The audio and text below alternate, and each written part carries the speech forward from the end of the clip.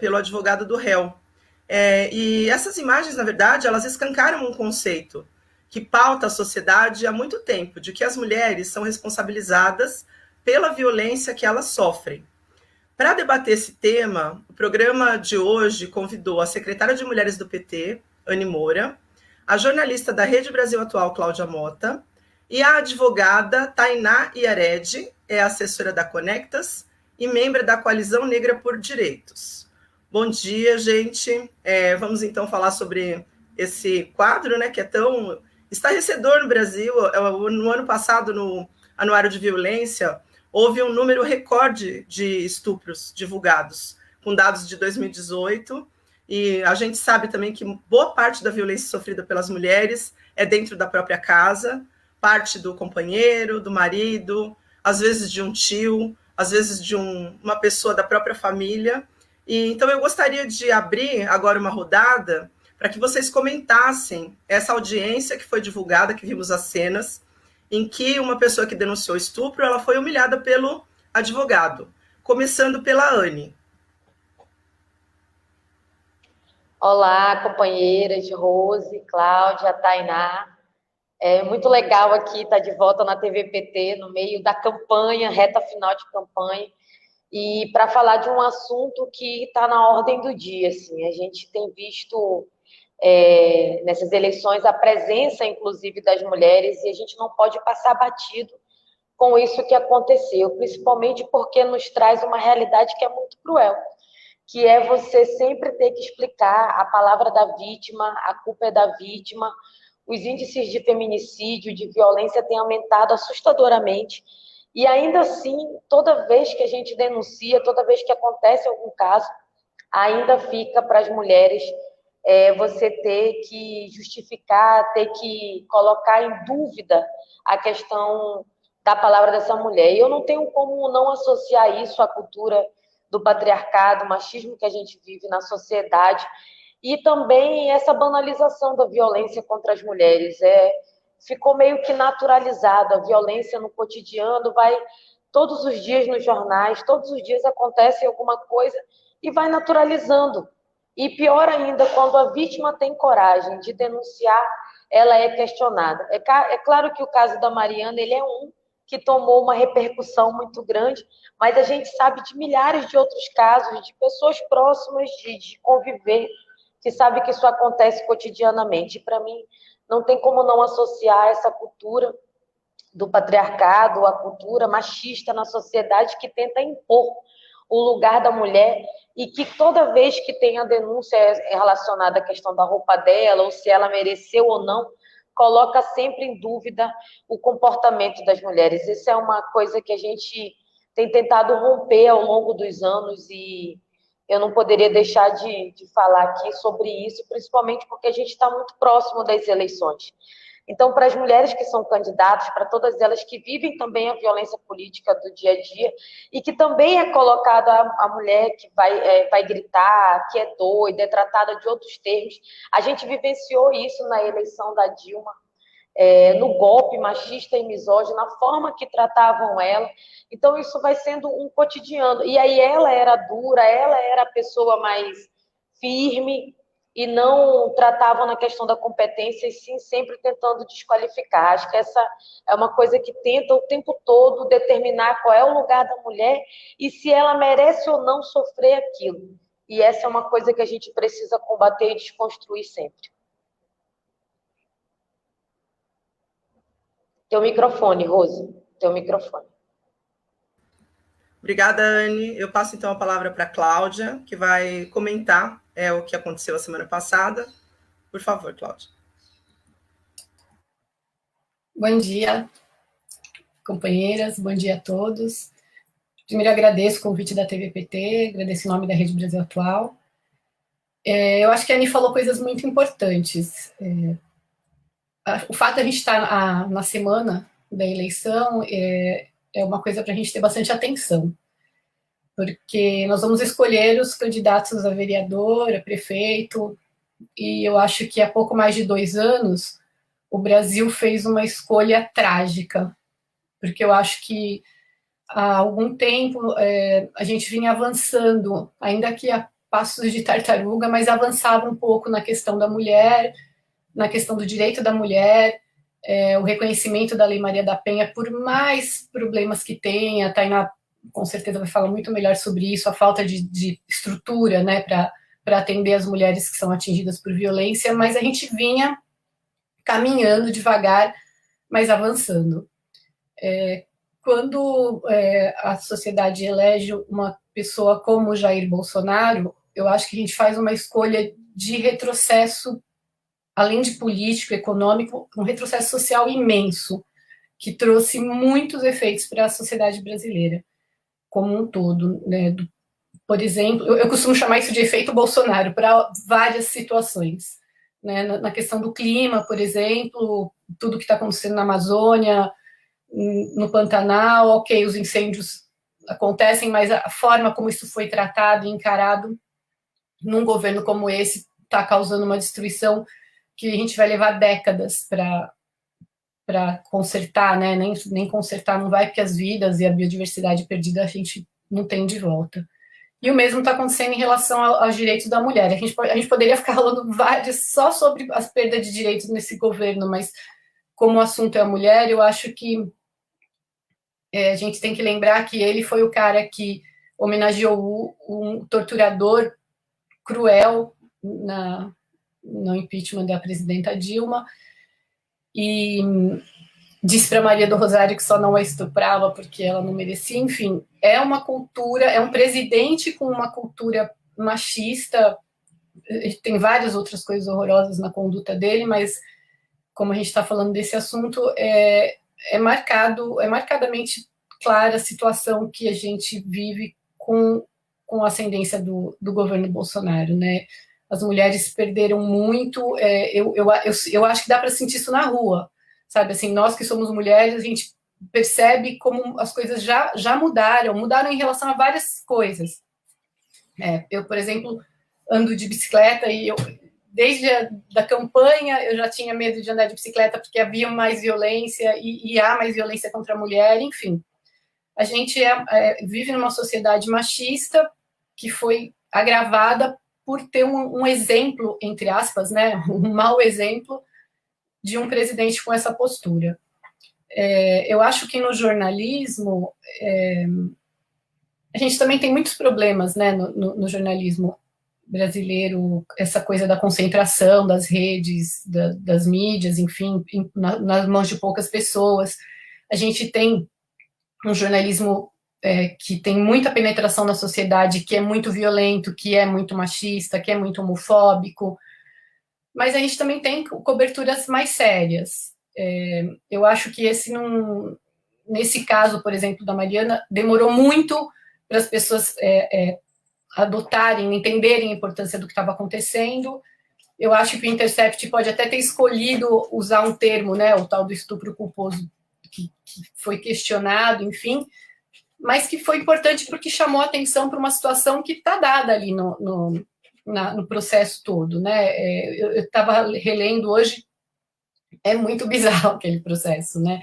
A condenação, eu não sou advogada, mas para mim é gritante ver que uma pessoa que tem comprovação, está lá, tem perícia feita e ainda assim se questiona se teve intenção, se questiona se foi mesmo, se ela realmente não sabia, enfim. Eu acho que a gente pode falar mais depois, não estou controlando aqui meu tempo, mas eu acho que a situação da mulher na sociedade brasileira, ela é muito grave, muito grave. E eu vou fazer uma pequena provocação, no sentido de que eu sempre falo que quando você quer medir o machismo, você pode fazer uma coisa bem boba, assim, sai sem camiseta na rua, como os homens saem quando tá calor. É uma coisa absolutamente natural para um homem tirar a camiseta na rua, ficar à vontade, não vai ter nenhum olhar de estranhamento, nenhum problema. E uma mulher, pode ser ela da idade que for, ela vai se sentir incomodada se ela fizer um gesto. Eu quis dar um exemplo assim, de um gesto banal, né, de você sentir calor e querer usar menos roupa, e que um homem faz tranquilamente, que uma mulher vai sempre se sentir tolhida para fazer. Isso. Obrigada, Cláudia. Eu gostaria, então, de passar a palavra para a Tainá.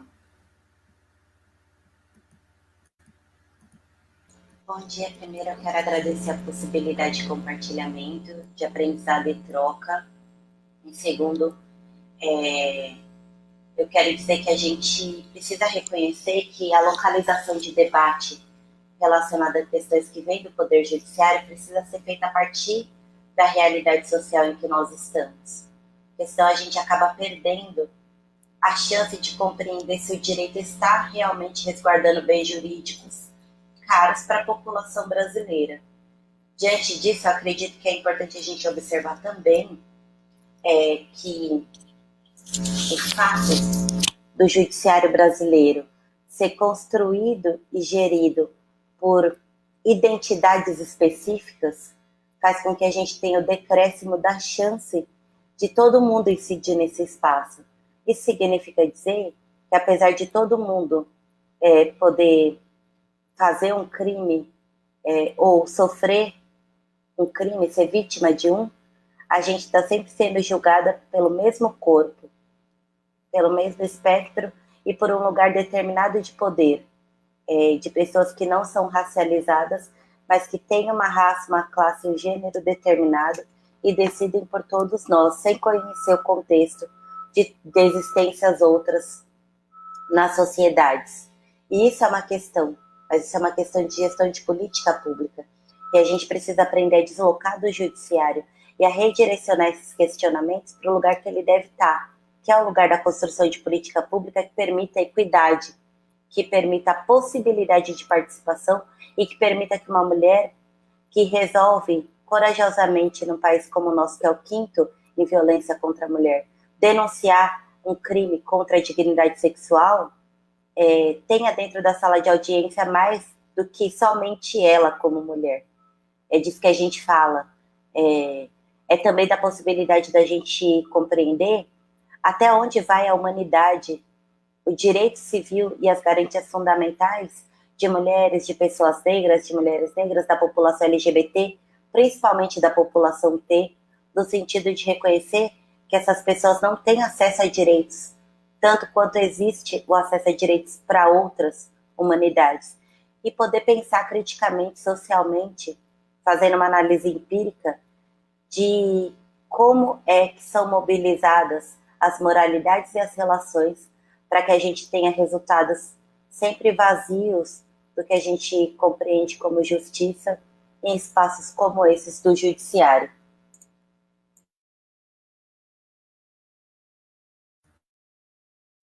Obrigada, Tainá. Eu gostaria agora de fazer uma pergunta a partir disso mesmo que a Tainá estava falando, né? Sobre como são construídas as relações de poder e quem as pessoas que estão no poder representam. Eu gostaria de perguntar para a Cláudia, me parece que, dada a gravidade que a gente vive aqui no Brasil de violência contra a mulher, de violência particularmente contra mulheres negras, como estava aqui mencionando a Tainá, e contra pessoas trans e contra LGBTs, me parece que se fala muito pouco sobre isso na imprensa. E me parece que seria muito importante que essa pauta fosse mais frequente, para mobilizar a opinião pública e para causar mais que as pessoas se incomodem com essa situação. Eu gostaria que você falasse um pouco sobre isso, Cláudia.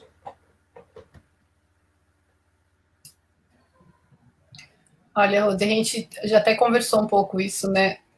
Aquela audiência, ela é um exemplo do que nunca poderia acontecer, né?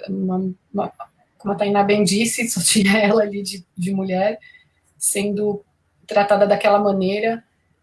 E o caso especificamente da Mariana vem de um tempo já, né? Que ela vem aí gritando para todo mundo o que aconteceu e sem conseguir, como você bem menciona, espaço para o que ela estava vivendo, né?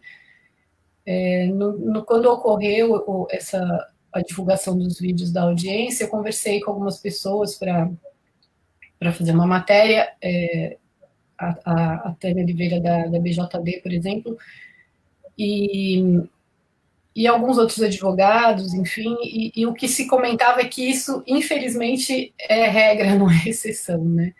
Esse tratamento dispensado à mulher quando ela sofre algum tipo de violência, eu acho que, muito provavelmente, todas nós ou já vivemos alguma coisa parecida ou conhecemos alguém que viveu. Né? E é absurdamente normalizado isso. Né? Então, eu tenho uma amiga, por exemplo, que sofreu absurdamente na mão do marido por muito tempo, até que um dia ela resolveu ir numa delegacia fazer a denúncia, e ela foi tratada como se ela fosse um idiota, assim, uma pessoa que não tinha discernimento para estar fazendo o que ela estava fazendo ali. Estou mencionando tudo isso porque eu acho que a imprensa, na verdade, ela reflete essa normalização da violência contra a mulher que está na nossa sociedade, né? Por isso que eu comentei tanto antes que isso se agravou. Né? Eu acho que os pequenos passos que a gente deu em direção a algum avanço, nossa, a gente andou muito para trás, de novo, né, nesse período. Então, eu acho que a imprensa reflete isso, eu acho que concordo totalmente com você, né, deveria estar muito mais presente, só que eu acho que é isso, a gente tem uma imprensa que, volto a dizer, né, concentrada, se você for olhar as manchetes dos jornais, quando a gente fazia faculdade, você tinha lá, né, o jornalismo comparado, enfim, você vai ver que as manchetes são todas muito parecidas, todo mundo cobre mais ou menos a mesma coisa, então você tem alguns veículos que dão mais atenção, né, tem o site das Minas, por exemplo, que é muito bacana, que está sempre atento para esse tipo de assunto, mas são exceções que estão voltadas para essa cobertura, e eu acho que falta, sim, falta muita coisa, mas eu acho que isso assim como na questão do racismo, é um reflexo da sociedade em que a gente está inserido. Né? Eu acho que as mulheres no jornalismo talvez devessem se movimentar mais nesse sentido, mas eu volto a citar o exemplo do Bolsonaro, né? Como é que a gente tem um presidente da República desse nível que é tratado como se fosse um político normal, assim? Isso é uma coisa que sempre me choca, sabe? Por exemplo, agora o Trump está lá tendo a voz cortada na imprensa americana porque fala mentira, mas ele falou mentira todos os anos, né, do mandato, e isso a gente vive no governo Bolsonaro também, e as pessoas agem e falam daquilo como se fosse um discurso político, e não é. Né? A gente tem um grave problema, a gente tem na condução do país uma pessoa que comete crimes diariamente, em situações absurdas, e isso é tratado pela imprensa com normalidade, é dado voz a esse tipo de coisa como se fosse uma pessoa falando de um assunto qualquer. Então, acho que a imprensa tem esse comportamento, assim, parece uma coisa meio padrão, e na violência contra a mulher é exatamente a mesma coisa, falta muita cobertura contra a mulher, contra o negro, contra o LGBT, enfim, falta muita cobertura, e eu acho que isso é um reflexo da sociedade em que a gente vive. Obrigada, Cláudia, mas eu acho que é isso mesmo. Até você mencionou, né, o site Asmina, que tem uma cobertura legal sobre esse tema, e alguns outros. A questão é que isso devia estar no Jornal Nacional todo dia, né? E a questão também é que as mulheres são subrepresentadas dentro dos veículos de imprensa, porque as mulheres são a maioria no jornalismo. Mas quantas ocupam o cargo de editoras? Quantas são diretoras de redação? É a mesma estrutura que tem no resto da sociedade. E agora eu queria falar um pouco sobre isso, sobre subrepresentação das mulheres com a Anne, porque a gente sabe que é um problema grave que existe na política, existe nos cargos públicos de poder, e tem uma nova geração de feministas que se move, eu penso isso, quero que você comente, se move muito por pautas de liberdades individuais, como é o caso do direito de andar na rua com a roupa que quiser e tudo mais, mas me parece que se fala muito pouco sobre isso, até entre as feministas hoje, é a sensação que eu tenho. Então, Rose, a Cláudia também trouxe, a Cláudia e a Tainá trouxeram alguns aspectos, eu gostaria de incluir nesses casos que não dão visibilidade também às mulheres indígenas, né? Pela minha própria descendência, eu sou do Amazonas, estou aqui, inclusive, em Manaus, e que também é uma violência que essa nem sequer vira notícia, né? Em lugar nenhum, não vira nem estatística nem notícia, que é uma violência que você não consegue divulgar por conta da própria realidade territorial. Eu queria só adicionar nessas falas aí da Cláudia, mas eu quero começar colocando algumas coisas. Eu acho que, de fato, se agravou a questão da forma com que se trata a mulher, com que se pensa a mulher na sociedade. A gente, em 2018, naquela escolha ali fatídica, a gente, no dia 29, acho que era 29 de setembro, a gente foi às ruas com ele não, então...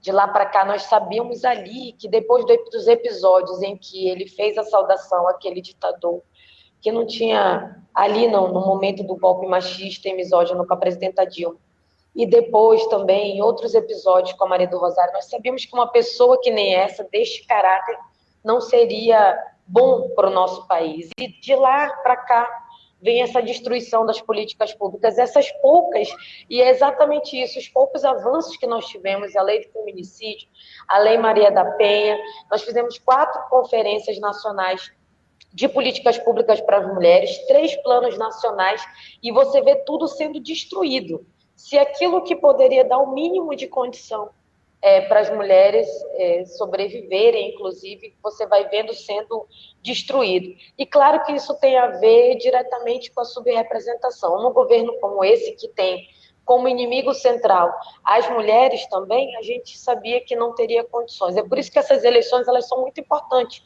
para que a gente consiga eleger o maior número de mulheres. Essa é uma realidade em todo lugar. Mas no aspecto da violência, me chama a atenção uma questão que eu tenho defendido nos movimentos com as mulheres, movimento de mulheres, e antes do período do 8 de março, eu tenho defendido o seguinte: nós precisamos ter uma campanha permanente de enfrentamento à violência. Não dá para ter casos específicos e pontuais que se tornam midiáticos e aí todo mundo vai lá, sobe hashtag e faz uma campanha e depois pronto, e a violência continua acontecendo. É todo dia, em todos os lugares, seja nos partidos, nos movimentos. Essa cultura, isso que acontece em todo lugar e acontece todo dia. E aí, o que me chama a atenção é isso, que a gente tem intervalos de casos de violência que viram debate na mídia, viram notícia em todo lugar, e todo mundo vai lá dar sua opinião, bota hashtag, tá o dia todo falando. Eu não estou menosprezando o caso, não, eu estou dizendo que acontece tantos outros todos os dias, e que a gente precisa ter uma campanha permanente de enfrentamento.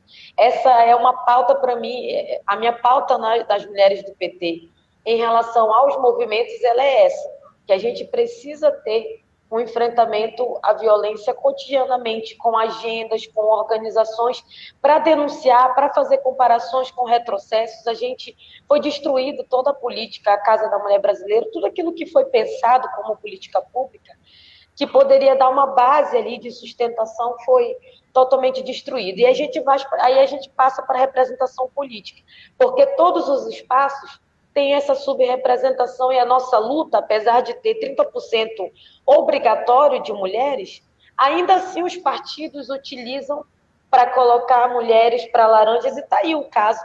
Agora está desmoronando o caso do Flávio Bolsonaro, mas vai aparecer muito mais coisa, porque a gente sabe como é que eles utilizam a campanha, a presença das mulheres, e isso nos impede cada vez mais de conseguir olhar. Então, eu acho que tem esses 2 elementos, da disputa da política, de ocupação desse espaço que as mulheres vêm lutando. Olha, eu vou dizer para vocês, essas mulheres que estão candidatas, elas são guerreiras, porque vocês sabem que a pandemia trouxe para as mulheres uma realidade, na verdade, só mostrou uma realidade que a gente já conhece, que é da jornada dupla, tripla, e aí com os filhos em casa, e ainda assim muitas mulheres saíram candidatas mesmo nessas condições. Não é fácil, porque a tarefa de casa, e outra, na periferia desse país, não é simples essa realidade, e ter que disputar uma eleição com todo o processo do cuidado, da divisão de tarefas que não acontece,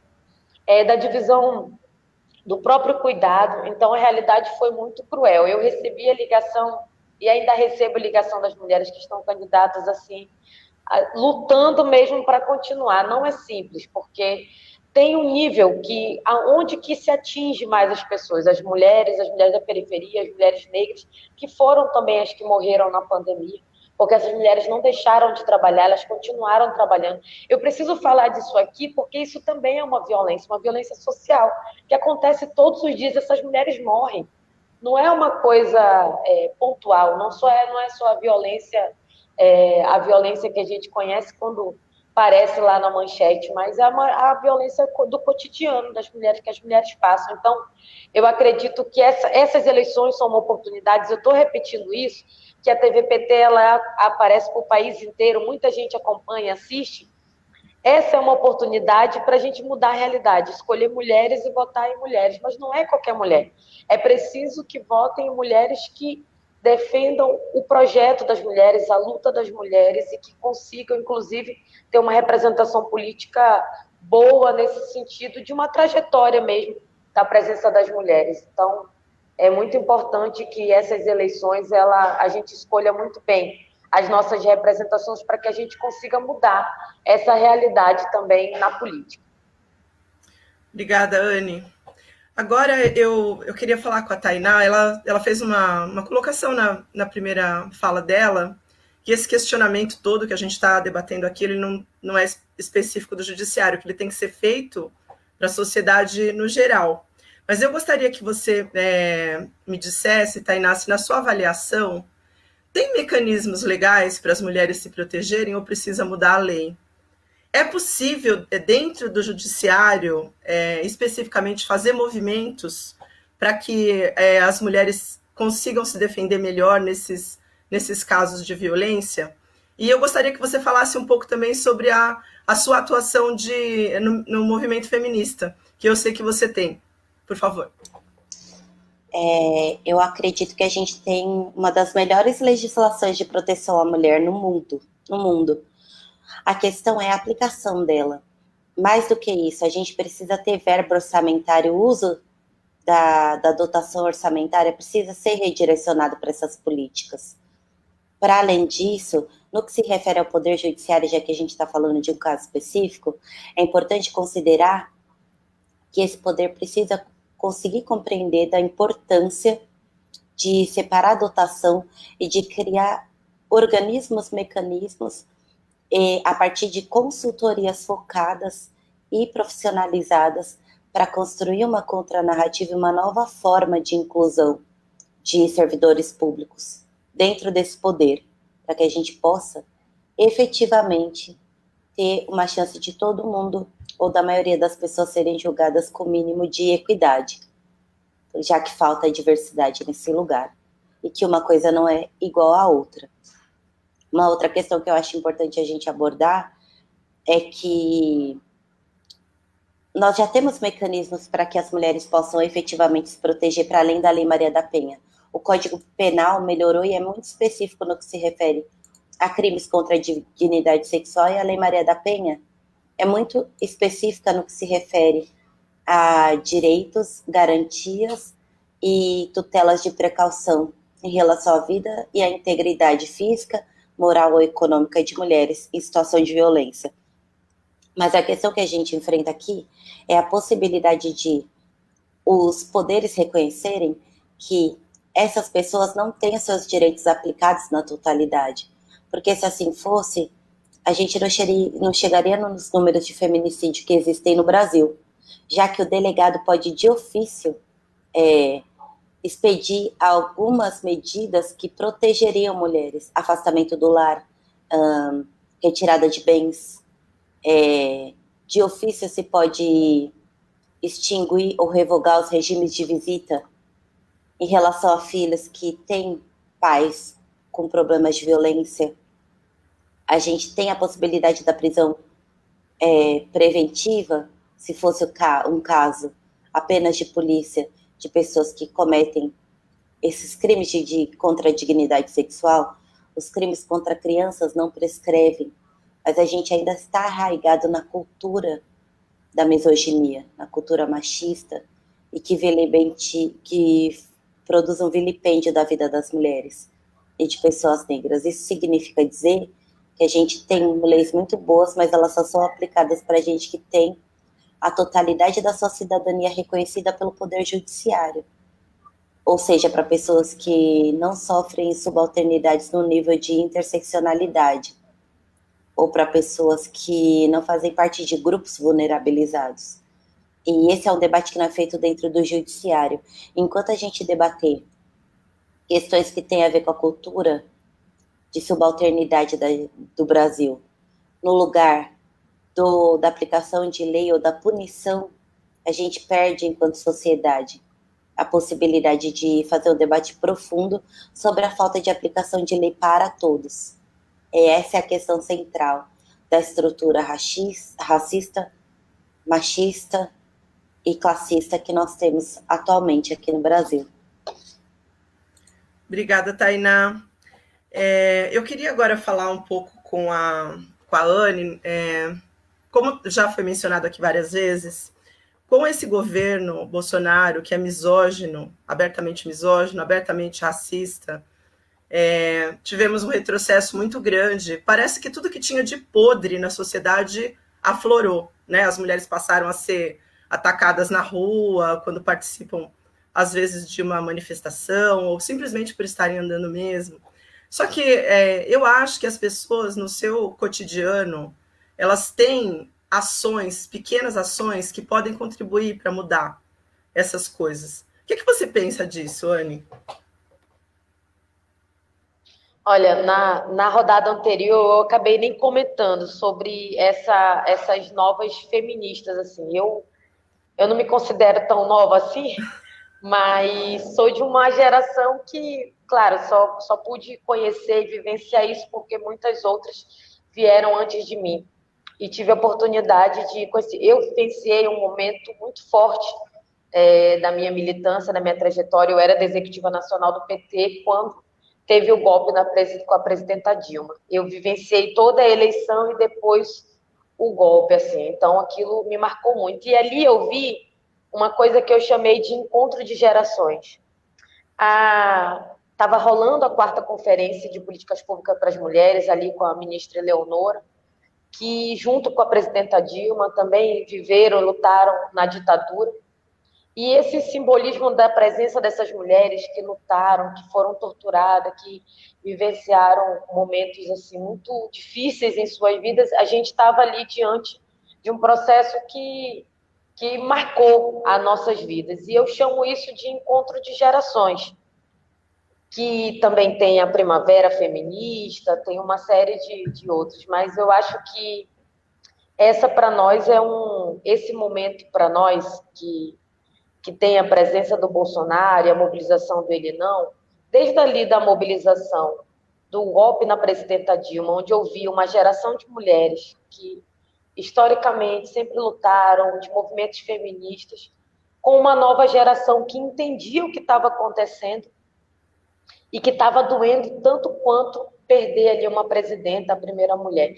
E eu estou falando isso porque muita gente coloca isso de canto, como se isso não tivesse uma importância histórica, mas para nós mulheres tem, porque nós sabemos o quanto é difícil chegar num espaço como esse. Então, para esse momento agora, as novas organizações, o processo de auto-organização que tem acontecido antes da pandemia, muito forte, eu estava acompanhando nas universidades, roda de meninas, discutindo os temas, eu considero que a gente precisa ampliar isso. E, para mim, eu falei anteriormente, não tem uma coisa que, para combater a violência, você precisa ter esse processo de formação, de partilhar, de juntar. Não é o feminismo apenas de você chegar lá e dizer, eu sou feminista, botar uma camisa e pronto.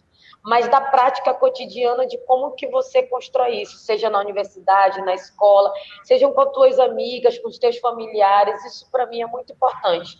Eu sou filha de mãe solteira, minha mãe me criou, eu e minha irmã, e a minha mãe é uma feminista a vida inteira, mas ela não tinha essa concepção, e assim é a realidade das mulheres em todo o país.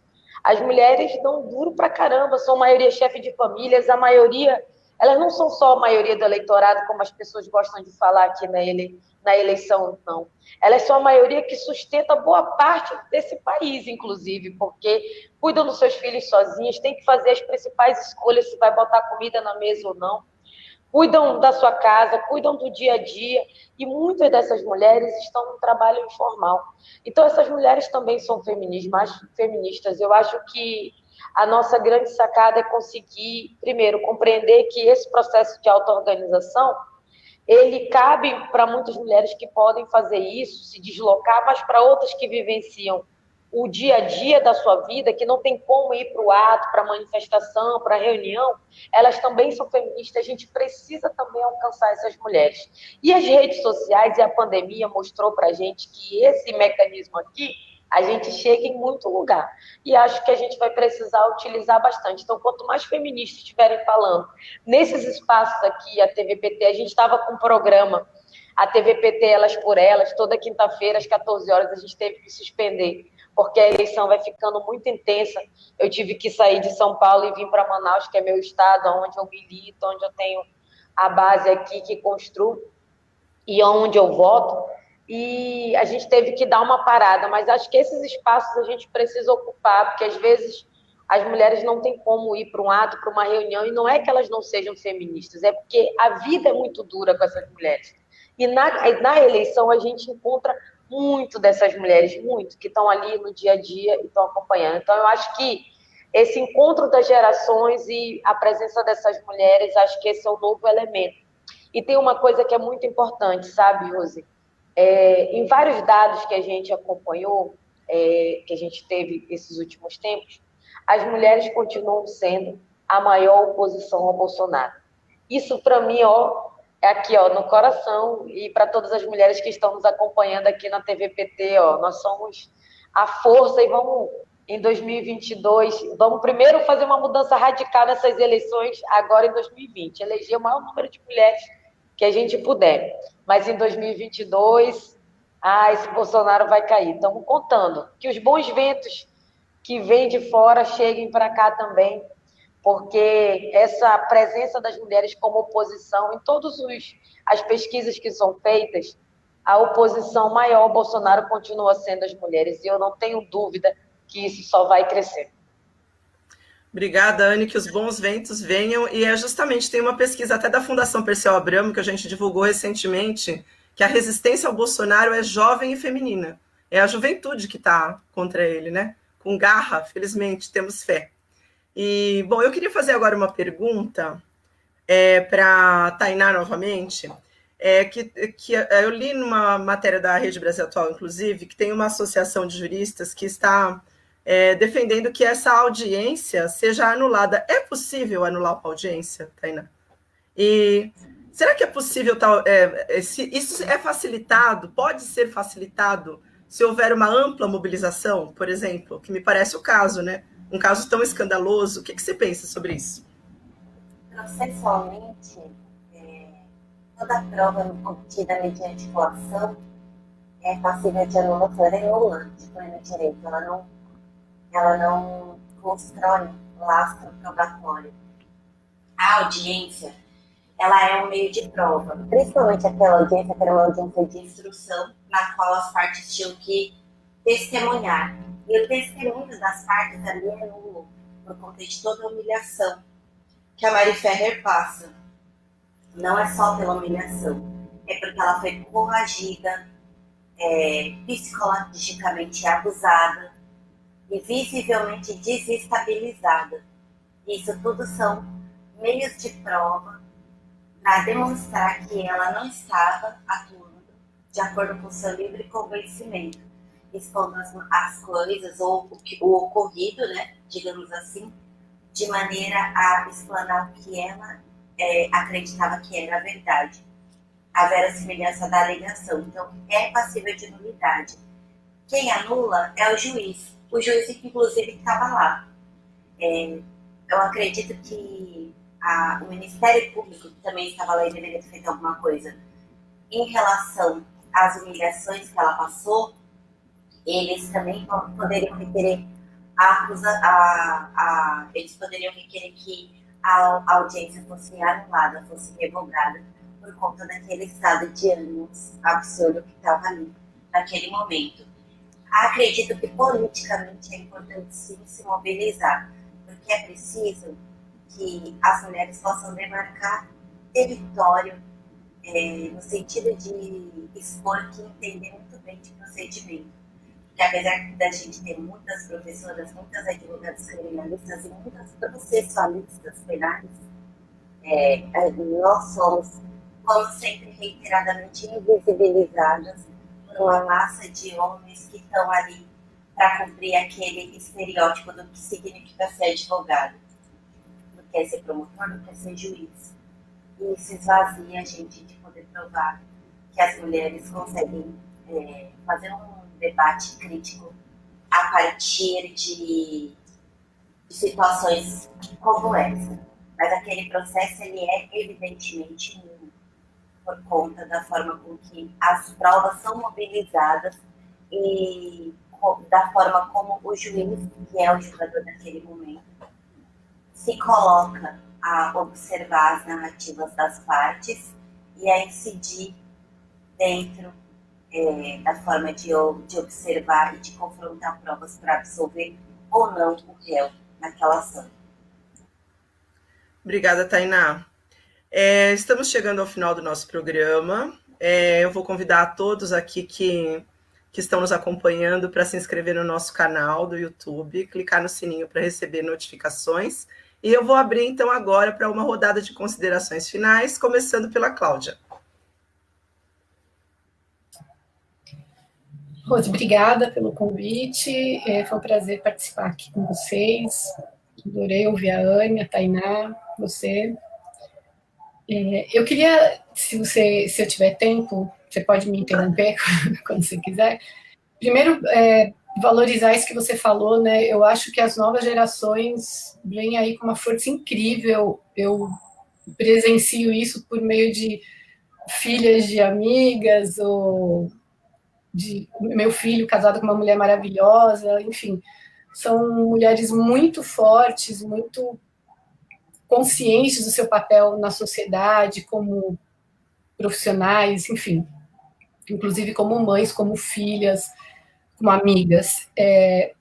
Para falar um pouco desse ataque às mulheres, eu queria ler uns trechinhos de um livro da Silvia Federici, Mulheres e Caça às Bruxas, porque ela descreve um pouco o processo histórico, e aí eu acho que na questão das indígenas isso é muito forte, porque tem muito a ver com toda essa relação com a natureza, né? Como isso ao longo dos anos, dos tempos, né, dos séculos, isso foi virando um mecanismo de perseguição às mulheres que foi validado pelo capitalismo, que é super bem utilizado para tirar, né, o poder da mulher. Então eu queria ler uns trechinhos rapidinho, você me avisa aí quando eu tiver que parar, tá? É nesse contexto que o ataque às mulheres como bruxas deve ser situado.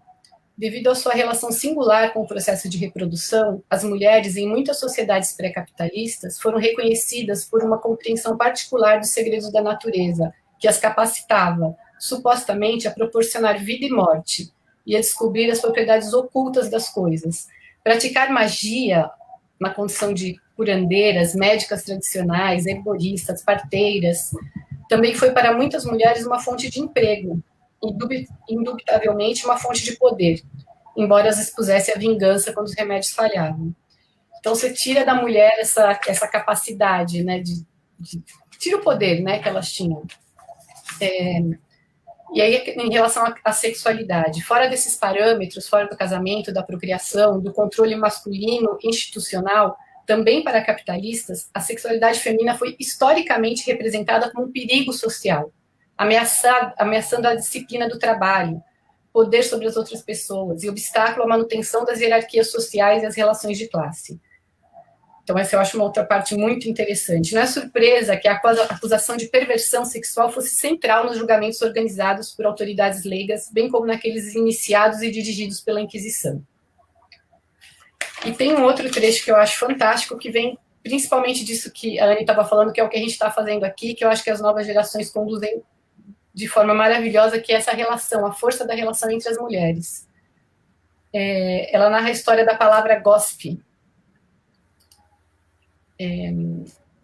Narrar a história das palavras, que são frequentemente usadas para definir e degradar as mulheres, é um passo necessário para compreender como a opressão de gênero funciona e se reproduz.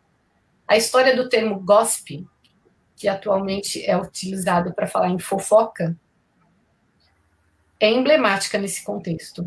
Por meio dela, podemos acompanhar 2 séculos de ataques contra as mulheres, no nascimento da Inglaterra moderna, quando uma expressão que usualmente aludia a uma amiga próxima se transformou em um termo que significava conversa fútil, maledicente, isto é, uma conversa que provavelmente semearia discórdia, o oposto da solidariedade que a amizade entre as mulheres implica e produz.